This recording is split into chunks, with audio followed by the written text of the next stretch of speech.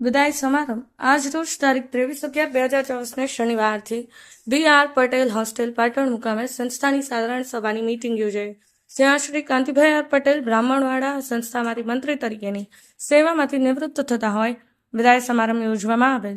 કાંતિભાઈ આ સંસ્થાના પાયાના કાર્યકર તરીકે સેવા આપી રહ્યા છે. વર્ષ 2015 થી 2024 સુધી મંત્રી તરીકેની પ્રામાણિકપણે અને પારદર્શક ફરજ અદા કરી છે.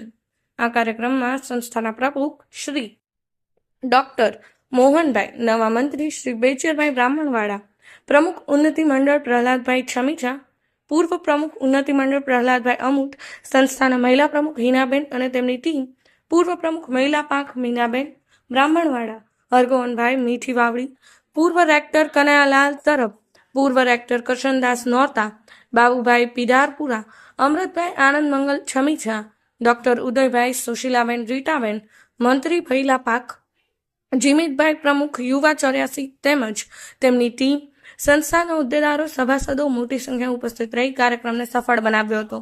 કાંતિભાઈની વિદાય સમારંભમાં શાલ, બુકે તથા સ્નેહ તથા સન્માનપત્ર અર્પણ કરી સન્માનિત કરવામાં આવ્યા હતા. સંસ્થાના પ્રમુખ શ્રી મોહનભાઈ ડોક્ટરે સંસ્થાનો 40 વર્ષનો ઇતિહાસ અને અહેવાલ આપેલ અને યુવાનો અને મહિલાઓને સંસ્થામાં જોડાવાની અપીલ કરી. અંતમાં વિદાય લેતા કાંતિભાઈએ પણ સન્માન કરવા બદલ સૌનો આભાર માની સામાજિક, આર્થિક અને શૈક્ષણિક સેવા કરવાની અપીલ કરી, જેની બોલતી તસવીરો પ્રહલાદ પટેલ, પાટણ ન્યૂઝ 24.